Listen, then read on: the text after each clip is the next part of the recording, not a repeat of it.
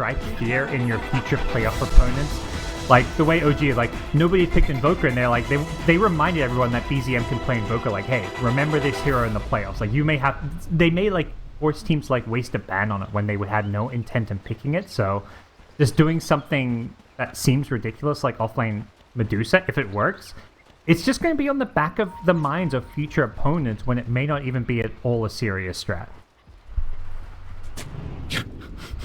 Just a little bit of a troll. That's all it is. It's just gonna try and have a laugh. Is Tundra. So let's see how much success they're able to have off the back of this. One thing in particular, I do want to speak. Oh, actually, what's going on? Hold that thought, because beastcoast is starting to posture a little bit aggressively inside the jungle. 33 though, we'll get a glimpse of the Crystal Maiden. Snake King's gonna run into multiple heroes. It's a pretty good blinding light to push them away. It in fact might be enough to keep Snake King alive, and they can turn it around. Flame Break level 1 from 9, but they're gonna get a double kill and maybe a triple kill off the back of that. So what a level up on the Flame Break from 9 is Tundra. Will easily chase down with the Pit Lord Skeeter. Gets the double kill to start our game 1 off. That is so good for Tundra. I mean, the mid bat rider having Flame Break isn't ideal. And he is going to be a Slark mid. Yeah, this is actually one of these weird kind of cheesy heroes that Dark Mago plays in the mid lane for Beast Coast. But, you know, picking the Slark mid versus the Bat Rider, but all of a sudden you're up against a team that has 3 early kills. Luckily, none of them went to 9. That him getting a first blood in this mid lane would have been huge, but everybody on the Tundra side getting a bit more gold and a bit of experience to start things off early is huge. So with this mid matchup, I do want to talk about it. It is usually what you would say it is Slark favored. As 9's actually got no level in Sticky. Wait, is he going to get the kill? 1-0-1-1 build? 9. What am I looking at? Dark Margot's in a lot of trouble. Flame breaks back up and... Okay, he'll just get the pounce away. So I want to say real quick that this Slark Batrider matchup mid is a lot different than what it used to be. Batrider, if you're a really true Batrider specialist, you can very much win this matchup. Now, I don't know if that's the same now with 7.33 Batrider, because it is very different. But prior, like a Batrider specialist would be able to dumpster a Slark. Yeah, in some way, I feel like maybe the 733 could be even slightly better for the Batrider. Hard to say. Like stuff like the level 1 Firefly doing a lot more damage. Just base damage could be really nice, and Slark being a melee hero that gets on top of you just means you're getting more value there. So definitely curious to see that one. There's a lot of, I feel like there's a lot that we're going to learn from this game, but there's just, you know, just a lot we're just not quite sure how it's going to go until we see it. Stuff like Medusa going, you know, straight into the phylactery, it looks like, as her first item pickup. You know, getting all those extra early stats and increasing her mana pool, and like stuff like this is just like, this is just new tech that didn't exist before. He's trolling me. That's what's going on, right? They're trolling me. I have a phylactery Medusa in my game. You know, oh my god. It's health, it's mana, it's all stats, it's mana regen, which is what Medusa wants, and then yeah, it's like it just combos with your Mystic Snake. You just throw Mystic Snake at people, and then it's gonna proc their phylactery. 9, he's gonna get a kill on Dark Margot mid lane. No sticky points. Oh my god. Oh, I love watching Tundra play, dude. They do the wildest shit. The no sticky is kind of cool because it's like this Slark has a magic wand, so you're just kind of feeding him a ton of regen. So instead, you just go for this kill with Firefly and Flame Break. Well, how's bottom going? How's this one going to the right? That's kind of a one normal lane, right? Yeah, like, well, I mean, Sacred's 11-2 compared to the 10-1. So I guess the one nice thing for Beast Coast, you'll always be able to fight underneath the Firestorm, but whenever that's not available, it will be a bit more difficult for you to play against the Ursa. Definitely the most normal of all these lanes, and one that so far seems to be going just fine for the Underlord, getting free farm more or less. They're doing a decent job pressuring Skitter and his health, but don't think will be... It's a pretty hard kill to get. If anything, maybe it's more likely going to be like a support who steps out of position and goes down.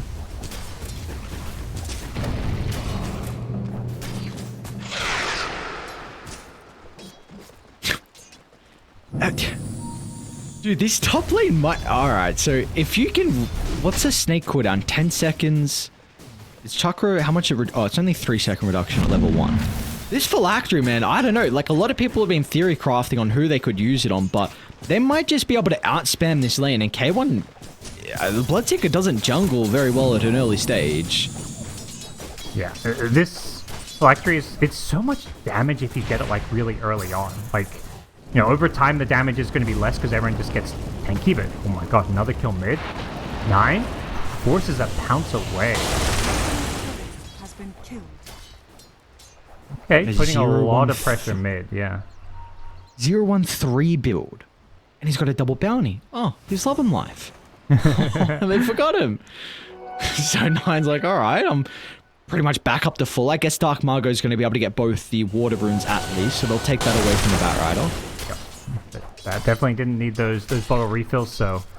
A lane where Batrider is at least holding his own and going even so far, and he's going to actually go for that bottom water rune as well. Dark Margot pounces for it, but this needs to be a dead Slark. He used Pounce to steal the rune, but he's going to die for it. Oh my lord. He only has himself to blame there. I don't know. You just got to give up the water rune there. If you want that water rune, you got to go before back comes back, so that was just a bit of a feed. This might be one of the most if it gets there, this could be one of the most tilting losses against a Medusa off lane and a Batrider going 0-1-3 and just outplaying him. Like, this 9 build is crazy. They're going to kill Schofield bottom as well. Like, this is just the Tundra special, man. This team is just... I know a lot of people have put like a bad name on them being boring, but honestly, screw you guys. These guys, Tundra are such a fun, exciting team to watch with all these strategies. They've got the phylactery now, so this Medusa is just gonna like spam it off cooldown. It does like 300 plus damage to the Bloodseeker. Like half his health was just gone. So anytime Bloodseeker comes to lane, you're just copping like a double nuke basically. Skeeter might be in a little bit of trouble. He might actually go for Stinger. Crystal Maiden, he's a little bit isolated. K1's actually gonna pop through the rift. K1 wants nothing to do with that top lane. He sees an opportunity to get a kill. And what a perfect timing as well. They've got the catapult as well down bottom, and they're also chasing Snake King down. So finally, Beast Coast at least getting something out of the map, and they'll be rewarded with a decent chunk of damage in the tower as well. I love that K1 was just... I don't even know if it was like an intentional gank. It was very much just like a, I can't wait here, I'm bailing. And just so happened, like, yeah, he TP'd right on top of the Ursa with all the action going on. There was obviously going to be kills there, and they're getting additional kills in mid with the CM plus Slark rotation on the mid lane. Now Slark's got level 6, so that's a big find. This game looked like it was slipping out of hand in Tundra's favor. They were very early, like 4K gold lead, and suddenly this sequence of kills going Beast Coast's way has really evened things up in a very wacky, unconventional game. Dire's top tower is under attack.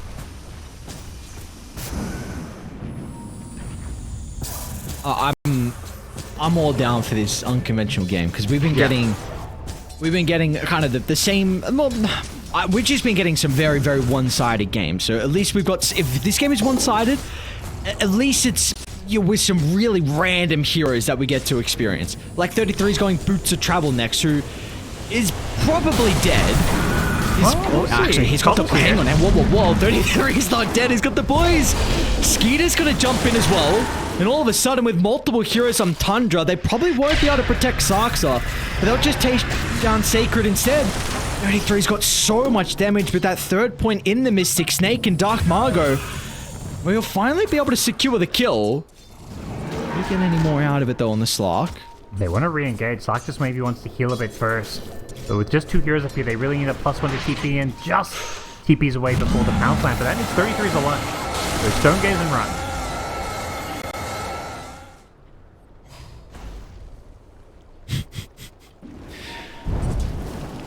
How's one of the other normal heroes going? K1? He's chilling. What, almost level 6. He's got, I believe, the Javelin now coming out for himself on the Courier as well. So 2 and 2 doesn't have the greatest amount of farm, but it's not really being represented in the gold considering he's higher than Skeeter's net worth. I like how every now and then it's like, okay, let's just check on a normal hero so we can feel like we're sane and understand Dota every now and then. Because, yeah, definitely seeing this new Medusa is something that completely think is probably throwing Beast Coast for a bit of a loop as well. Dude, he's top of the net worth on 33. That's so crazy. Top lane. What's going on here? Nice Pit's going to be able to hold back 9 for the moment. And keeping in Bloodseeker here. Dire's middle tower Okay, is cancel. under attack. 9 Firefly is about to expire, so he won't continue to play aggressive. They don't have the level 6s just yet. They might be lacking the damage to be able to continue to chase down 9. Gonna be able to get out of danger. Meanwhile, mid lane goes for free, snaking 3 points up in the Nether Blast. Is easily able to find the tower. Mid lane though, Rupture out from K1. They're gonna try and hunt 33 down. They want to deal with snaking first. It should be a pretty easy kill. Decrep's not going to be able to protect him, and then they'll turn to the Medusa afterwards. He's even with this crazy build, she's not going to be able to stand strong when multiple heroes are up in her face. Back at top, there was a lasso, but no follow-up damage means that's not a kill 9 can actually pick up. So, well done by Beast Coast. They couldn't really defend these towers. There's just too much pressure from Tundra across all 3 lanes, but making sure they bring enough heroes to one lane to get a couple of kills and potentially looking for more in the top lane. Dark Mago's getting active, getting involved early on. Well, 33? Should be able to get it. I think the Arcane Bolt's going to be enough. Saxa will end up going down. Slark doesn't get the perma-agi off that. But I'm surprised he's got 4 nonetheless, though, for Dark Margo. So, I mean, you were just saying he's starting to get active, and it looks like he's being rewarded thanks to that. Yeah, it's like kind of a different take on, you know, Slark obviously playing it from the mid lane, not the carry, but just the approach is very much like, hey, I got solo XP and have all these early levels, so a maxed out Dark Pack, 2 points in pounds, like he can make these plays in early moves, fight with the 2 supports, like CM and Skywrath are 2 supports that do not want to just have a passive early game. So we're seeing the Dark Mago Slark just pair up and sync with them, rushing right into that Diffusal Blade. Obviously a big part of why they picked the Slark is that it is a Diffusal buyer against the Medusa, so they'll have a way to at least burn through some of her mana pool. It looks like even K1 has the Diffusal queued up after the Maelstrom Manta, so really the big thing for him though is he finishes that first real item, the Accelerant, with the Maelstrom, and he's pretty close to it. He's even looking to maybe bait himself down bottom, or at least be in a position where he can try and connect with his duo supports to have a lot of kill potential now. You know, Stinger with 2 points in the Frostbite should be plenty of setup for the Mystic Flare. And he'll be able to get the kill onto Snaking with ease, and now with that numbers advantage, maybe this tower is going to be under a little bit of threat. Yep. Good to know, new patch and Mystic Flare is still invisible for me. Okay, is it for you? Right, yeah. I don't know. So it is just a visual bug for spectators, yeah? I don't think I've ever experienced it in-game where it's been invis. I think so, yeah. Is it still invis for you as a spectator? No, not that one. But I think I have seen it though go in and out of being invis sometimes when I'm watching games, so I'm always a little bit confused if it is for the players as well. It's okay. Game's in beta. At least for spectators we can deal with some of the visual bugs. Yep. But it has been, yeah, Beast Coast doing a great job over the last, like, 3 or 4 minutes, just chaining these kills together, not really giving up too much to Tundra. You know, Tundra had this early 3k gold lead that hasn't really increased, but what Tundra has done is get some good farm going. They stacked up their Ancient and triple stack that 9 got to farm. He's so rich. Yeah, suddenly Batrider's on top of the net worth just off of that Ancient stack, and going right into a Vanguard Bloodstone. I mean, I assume he's going to disassemble the Vanguard for this one. One lane. Rift is out from Sacred, so at least he's going to be able to hold Snaking into place for the moment. He'll probably once again be able to get the kill onto the Pugna. Snaking will make him work for it. A little bit of time expended. 33 is actually considering about stepping back on over. He's got to be cautious, though. This is a lot of damage onto the Medusa early on. Maybe the T2 tower is going to act as a deterrent. You see they're a little bit hesitant about Beast Coast with diving this far, and 33, he got plenty of mana back after the snake, so the Deuce is going to be able to stand strong in our Beast Coast. They all have to TP out. Unfortunately for Stinger, though, he doesn't have a teleport, so there's really going to be no escape for him. Maybe just hoping and praying that somehow he gets denied, but not to be. What, meanwhile, 9, he got the Slark kill. So furthering the gold that the Batrider's already been able to build up. Yeah, faced him down, and now he gets to finish the Bloodstone with the Arcane Boots and Vanguard. It's two. He disassembles both, and he just completes the Bloodstone. Has to do a little bit of engineering. Bottom tower is under He's got the Octarine, actually. He does. He's gonna keep the. He's struggling, but yeah, I like we got the camera on him. He'll get there. There we go. It got complicated when you have to disassemble two different items, and they kept the Vanguard reassembled twice. You know, that's a lot of puzzle solving for a Dota player to get. Even for a Tundra player, these guys are some of the nerdiest out there. So, my Medusa's going Phylactery, Booster Travel, Scepter. So, all right. I'm here for it. Oh, why not? Oh, just a 300 damage nuke, pretty much, and it's just a wait till the snake bounces off multiple heroes as well. Nope. Going on mid lane, K1 wasn't able to get in range for the Rupture onto 9, so he's chilling. It's just I know there's a bit of a clowny game with some of the picks, but Tundra, they've been able to build up quite the net worth lead. 5,000 now. Skeeter's just silently farming. This is a Battle Fury now completed for the Ursa, so he's going to be able to even farm that much faster and continue to build on his lead that he's got. Yeah, and there's some synergy between what Medusa is doing and the rest of the lineup, like having this extra Mystic Snake stoning, just amping up physical damage that the Ursa is going to be dealing. We haven't really even touched upon the Ursa. He's just been chilling on Battle Fury doing Skeeter things. But, he's going to get a Blink Dagger, probably like a BKB to follow or a Basher. And then, fighting around a Medusa Acceptor is just going to be immense amounts of physical damage. Heroes like Underlord, who are like notoriously tanky, are just going to melt for the physical damage, I feel, at that point.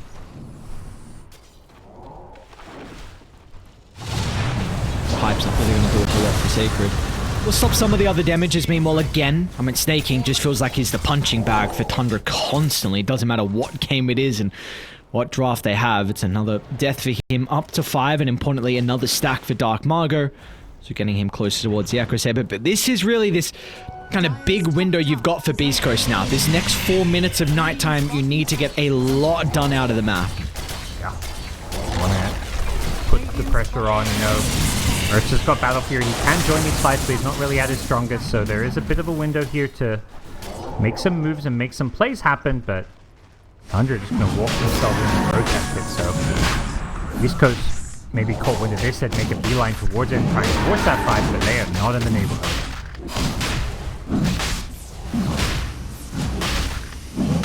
Well, what do you think is realistic that Tundra can get done off the back of this first stages?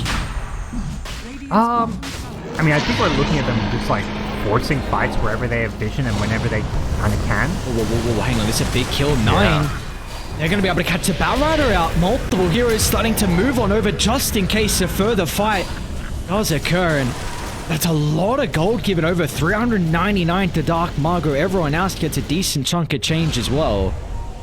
Right before it picked up the boots of travel. I was going to say, it's very easy for Tundra to force fights because they've got double boots of travel, so they've got tons of mobility on 2 of their cores to kind of farm the map and then show up to fights wherever they may kind of take place. So I think with an Aegis, like, he's gone for the blink over other like defensive or like teamfight items like the BKB, the Basher, for example, as in maybe a scaling item. So the fact he went for blink makes me think Tundra want to fight with this Aegis and play a bit more on the enemy side of the map. So as soon as Batrider's back, I would expect Tundra to keep like being very aggressive with their farming patterns, farming the enemy jungle, which is what Batrider was doing. Unfortunately, he just didn't have his teammates nearby. And again, though, Snaking this time is a little bit closer to the tower, so instantly Tundra, they bring everyone to protect him. Mosquito leaps over the top of the river, cleans up Schofield, and now they're going to look to Stinger as well. Both supports on Beast Coast. They're going to end up going down, and they won't stop just there. Sacred chase through. K1 is also in trouble. Tundra, multiple easy kills for them to find. They don't have to commit too heavily as well, and this time Snaking was a great bait. Yeah. Mostly the Ursa got low, so the Bloodseeker had some movement speed to get the hell out of there, but they're done with letting Snaking just get thrown to the wayside and left to feed when he gets gone. They're going to look to counterpunch now, and Tundra with Aegis in hand, with double boots of travel, with a blink on Ursa, have all the tools they really need to take whatever fight comes to them, so you gotta be a little bit careful of your Beast Coast. You go for these kills, get it quickly, and then get out, or just know that the rest of Tundra aren't in a position to counterplay you, as we just saw in the mid lane.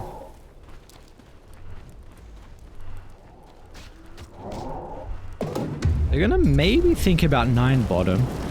Looks like he's already dealt with the Kree wave though, so he's gonna be able to step on out. Wants to get the extra farmer. Dark Mago did get a glimpse of him. Yeah. Let's see if he's gonna find the angle. Firefly will soon expire, so this is the window they've got now. Looks like they're gonna be able to utilize that perfectly, even making sure he'll go down with Sacred Teeth being in. Just great use of the nighttime. It immediately queues up a Boots of Travel on death. He's like, okay, I need this. Like, sorry, not Bootstrap, BKB. That's what I meant to say. But yeah, like right after dying, he's just like, this is a must-buy item. The Skywrath is just eating me up, and you're getting eaten up. They find another kill top. Dark Mago has just been fantastic on this Slark. So active. 9 perma agi stacks already. Just going from one kill to the next and keeping Beast Coast in this game. They might continue on. This is a big numbers advantage. They've got a great ward mid lane that scouts out the remaining members on Tundra. So they're going to try and rupture up Skitter. They just want to take him out at the start of the fight. They'll deal with Snaking first. He's protected over the Decrypt's going to get a little bit of health back thanks to the life drain, but it's not enough. Now, but the respawns are starting to come up shortly, so Beast Coast, you've got to be cautious about how long this fight breaks out for. They'll deal with the Ages early on, but can they stick around for the second round? They're going to try and lay down some spells off the back of the respawn, and the Enrage has already been used, so Skeeter's going to be relying on the Stone Gaze to help get him out of the river, and that might not be enough as Beast Coast finally able to catch a break, getting a big kill onto Skeeter's Ursa. Now they should be able to get the tower along with the Tundra. I'm considering about hitting back. It's going to be difficult for him to find an opening though. Tundra desperately need these BKBs. Fighting without them is just going to be... Oh, we got the lasso! Okay. Hold the Slack out. No. Yeah, he just overplayed his hand, and now Stinger... He's going to get caught out as well. I mean, there was a big opportunity. That net worth lead was down to 2k off the back of that first real engagement. They were almost going to get the tier 1 tower, but just Tundra. There's a little bit of misplay from Beast Coast going to cost them in the end. Yeah. Live by the Dark Mago, die by it, because that was a bit of a overextension from him, but he's also been the one that's put them in this position to be competitive in this game. You know, the fact that Tundra, they've been playing very greedy. The Boots of Travel have been used more as farming tools, just to farm the map in like 3 different places and play very split up, and Slark has done an amazing job at punishing the fact that everybody's so split up by getting all these pickoffs. Like 13 of the 16 kills he's been involved in. Only Schofield on the Skywrath has been involved in more with 15 kill involvement, so Skywrath and Slark have really set the tempo here, and Tundra have to be careful about giving up too many of these kills, but a retaliation kill there on Dark Mago's overextension is huge to get them, you know, in that more stable position where they can go back to farming. And ideally, yeah, they need to finish these BKBs. What, finish the BKBs and then go? Because it is going to be daytime for still a little bit longer for Tundra? I think so. You know, Roach is pretty far away, so they can't really play around any kind of Roach. I think it's like smoke up, get some deep enemy vision down. It's a little tricky because they don't have like that easy catch, since they don't have a like dagger on Bat. And speaking of Bat, they just keep hunting him. Hasn't got the BKB yet, so... Oh man, look at the damage! Okay. This has been a rough game for 9. Like, this is that. Yeah. Like, he's got 4 deaths, and all 4 of the deaths have been like what we just saw, where he's just kind of getting picked off alone farming. Like, just not respecting the Dark Rift, as well as the Slark catch, as well as the Slark vision at nighttime when we saw him farming the bottom jungle. So, you know, obviously, credit has to be given to Beast Coast. They've done an amazing job of punishing his greed, but his deaths have come as a result of his greed.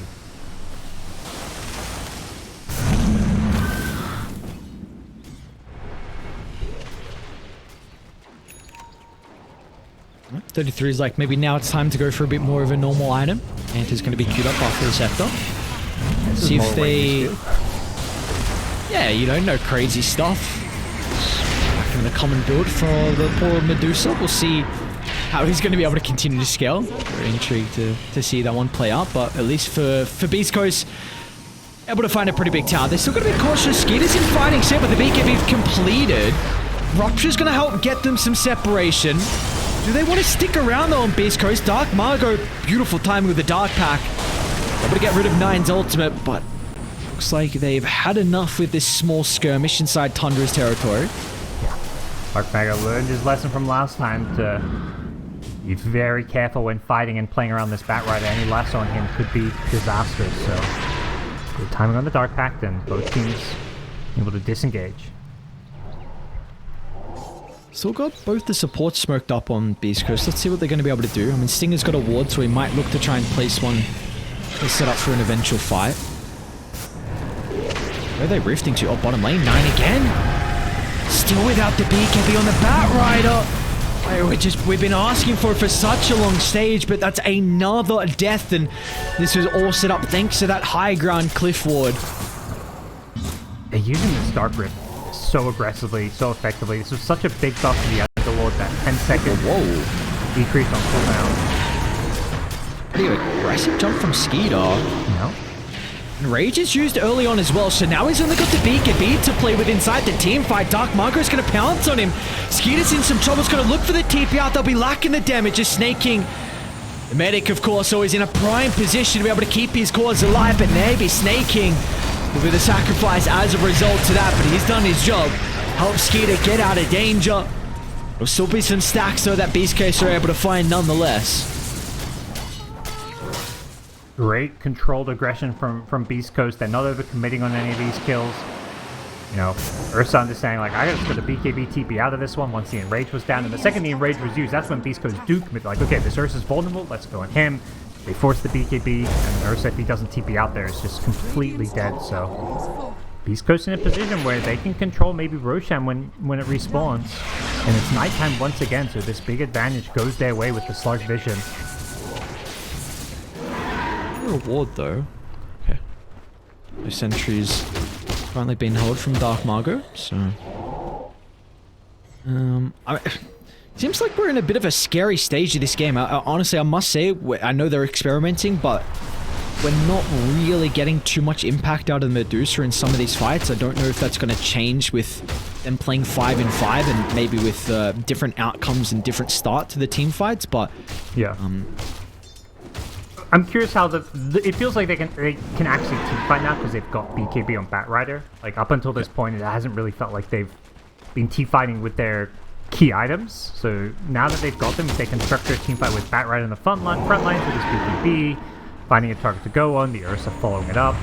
I think that A1 could be a lot better for Tundra. He's just going to get blown up, and again, that was the ward that the Slark just ran past prior, so didn't scout out that his Shadow Dance was popped, and well, that's going to mean K1 gets blown up as well as Roach spawns. So Tundra, they're probably going to be able to get this without a contest from Beast Coast.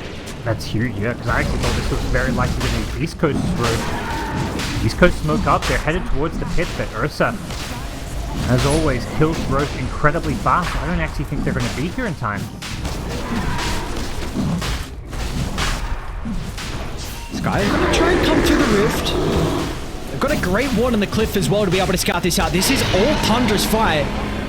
They will run into the Coddle far out to the outskirts. Dark Margo, another jump in. It's going to be cautious though. Is the AoE damage going to be enough? They're just melting through Tundra, fighting on top of the Firestorm. But they've been able to reposition accordingly. Now with the drag back on the lasso, Skeeter sinks his claws deep into Dark Margo. And they should be able to clean up as well. Stinger stuck around for a little bit too long. Sacred's going to hope to try and rift away. And he will be able to make it 9. Are you actually going to... You're not, are you? Okay. He worried for a second. He was getting very close to finishing that portal. It was actually not in the fountain, so he would have, you know, not been in the enemy fountain quite, but we would not have led to a kill, so... Either way, great fight for Tundra. I mean, the fact Beast Coast forced that after they'd already taken the Aegis was very questionable. Not to mention the fact that Bloodseek was still dead, and speaking of dead, Sacred just runs into an Ursa who's just chewing him up. Okay, I was going to say, there's no way this man escapes, and not to be once again Skeeter. Bear seeming to be unstoppable at this stage. At least you have the Bloodseeker back alive, so let's see what they're going to be able to do with it. Making the initial target for the moment. Dark Margo is going to be forced to use all his pound charges to reposition. Rupture out, but it's on the Saxo. Meanwhile, inside the middle of the fight, they've got the lasso. So again, Dark Margo will not be able to escape. It's all on the back of K1 to turn this fight around, but he's getting kited around the tree. Snaking goes. K1 won't have an opportunity to even kill a support as Tundra up to a 13,000 net worth lead now. Yeah. Everything just came together. I mentioned how important this Batrider BKB is. The second they get it, you know, they find a pick off on Bloodseeker, they get themselves roast, they then win back-to-back team fights, and it's just been a game changer for Tundra, who can play so much more aggressively when their main frontline initiator has that BKB to bail him out against, you know, primarily the Skyreth Mage. The Skyreth Mage has just been like a guaranteed kill on one target every fight, so for Batrider, just you've got to survive that Skyreth combo.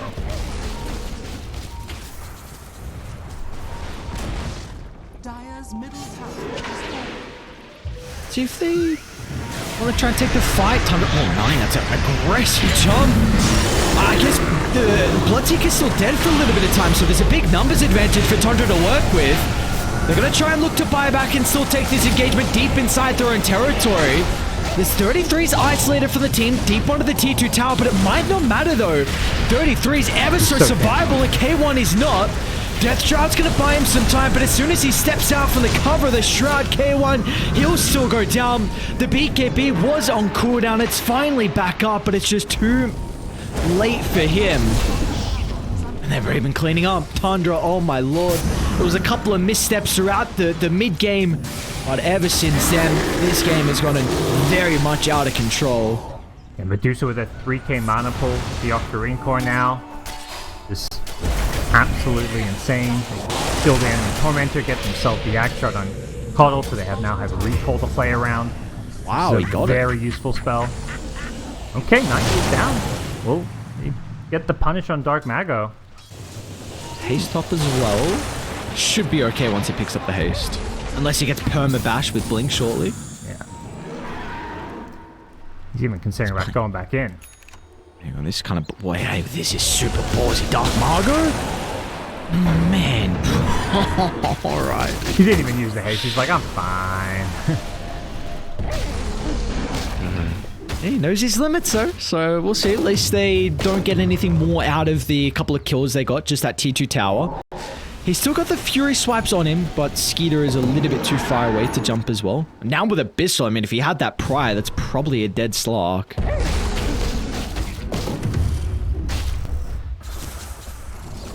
The next move from Tundra is going to be Aegis will be expiring, so a lot of the success they found over the last 10-15 minutes came around having an Aegis and getting a pick off and winning a road fight.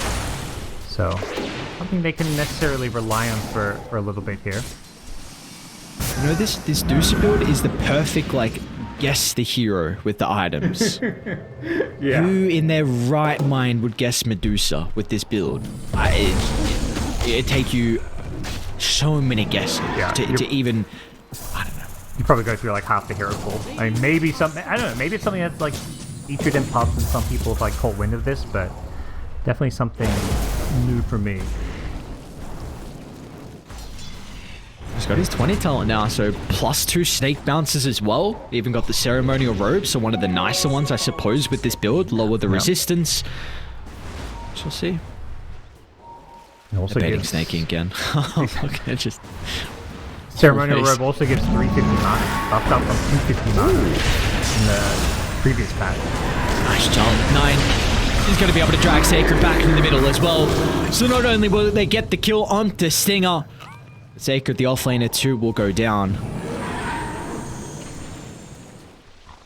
He's got 3100 mana, dude, on Medusa. Damn. That's bonkers.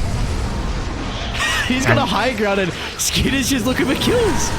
Yeah, I love how you like comment, oh, he's got the Manta queued up, here's a normal item, and then he's like, no, I'm getting off the read. Probably his teammates are like, dude, what are you doing? Don't get Manta, you gotta continue the meme build. I say meme build, this is legit, like maybe a legit Medusa build on the new patch. It's looking baller, like it just... 9. Whoa, what was that range of the lasso drag back? He had the headband as well from some extra cast range. I mean, the rupture's there, but there's just going to be no follow-up. Stinger's maybe going to hope and pray that he gets a decent freezing field. Dark Margot's going to try and get in the midst of it all. They were able to kill off 9. Can they get anything more off the back of that? I mean, Sacred's back alive as well, looking to try and rift in the middle of the fight. Dark Margot's been able to steal a decent amount of stacks, but as soon as the ultimate expires, Skeeter can look to turn it back around. He's just waiting to find his angle, and well, the target's there. Sacred, he's on a silver platter. Once again, can get the swipes going, sinking the claws deep into the flesh of the Underlord. Multiple heroes without a buyback, and this is going to be a lot of objective damage. Yeah, through everything they do bring down the Batrider. It's definitely not been 9's game. You know, he's been the primary target, as you know, I think he should be. So a lot of these deaths aren't necessarily entirely on him in these team fights, but the rewards for his team have been aplenty when they over-prioritize this Batrider in these fights. It just kind of sets up the Medusa as well as the Ursa to just have an amazing team fight when you use so many resources just to bring down a Batrider. We got to keep in mind as well, like, 9 even went for a bit more of an unconventional mid build, remember? Like, it was the at least 113, may have even been a 114 build, so it's just very cool that we're already seeing a little bit over a week in the patch, and Tundra have just some wild ideas about heroes. Yep. They are not afraid to try some new things too. Like, I don't imagine 9's had that much time to play mid Batrider in either pubs or scrims, so... And it's definitely one of those things, when you read the changes, you kind of have to play it to feel like how much damage you do with different builds. Yeah. You know, you can study the numbers and, you know, obviously calculate certain things and feel like, okay, Firefly is actually more value than Napalm now, for example, but until you play it, you just don't know when you have those kill openings, because you really go to so much a game of feel. Yeah, 100% agree. 33 is at least going to be able to get the Bloodseeker core. It didn't buy anything out. In fact, I don't know what it was doing there. It didn't have a lot of gold. They caught out. 9. Oh, man. Sacred once again. Great smoke from Tundra. Just a cross map sweeping through side Beast Coast's jungle. Got to run into the Underlord, so that's going to be a 4v5 now. And meanwhile as well, Dark Margot, he's on a 33. 33 doesn't give a shit, dude. He's got the backup. He can stand strong. Dark Margot, nothing he can do. They are just so far behind. Oh, we jumped into the dead end spot. Okay, yeah. Nice force, but 9, he's still got the free pathing. Gonna be able to leap over to the top, and the boys, they can fall in pursuit as well. K1, he ran it and instantly ran away. Like, thought otherwise of this attempt. It's not gonna work out, and now with him stepping too far over, he's gonna be buried inside his own grave as well, and we are getting towards a territory. They're looking to try and maybe think about our second game. Schofield scattered out Roach, but doesn't really do much for him or his team. They might know they're there. Because of Roshan, they know he's there. Roshan was running back into the pit, which means somebody pulled it out. So they actually figured out he was there because of Roshan's movement, which is very big brain by Tundra. And they're going to ignore Roach because they see an extra kill they can maybe get here. Shadow Dance has come off cooldown though, because the fight went for so long. Looks like they'll just leave Skitter to do it. Butterfly Ursa, like, he easily solos Roach here. Are they setting up bottom? How much damage they're going to have onto Sacred. Push back from Skeeter's here. Apparently, they got the use of the recall. Now there's going to be no escape, so they got the Aegis, got Refresher Shot, and Cheese on a Skeeter, along with another kill. Not bad, not bad. He committed. Okay. Lincoln's, I think, got rid of the lasso. 37 seconds. Nah, dude. What is that cooldown? 37.5? Oh my god, okay. Oh, good duel timing. They're gonna force this go for the high ground now. Aegis, Cheese, Refresher Shard, they've got it all. And they're not gonna have the members shortly. Looks like Dark Margot's in some trouble. Try and activate the Shadow Dance. It's just time for Tundra. If they can't hit the heroes, they'll just turn to the buildings instead. Why not? Yep. 9's gonna find an angle. Double lasso, drag back, Skier. Oh, just free food for him to claim. No escaping for Beast Coast. One last attempt's not gonna go their way. Tundra. Man, what a crazy drop, but the fact that they are able to execute it as well to an incredibly high level, just showcases how goddamn strong this team is, and the form they're in as well is remarkable for Tundra. Yeah, they're playing some great Dota. I think, coming into this major, they've had some tournaments, specifically the Dream League, where you've kind of mentioned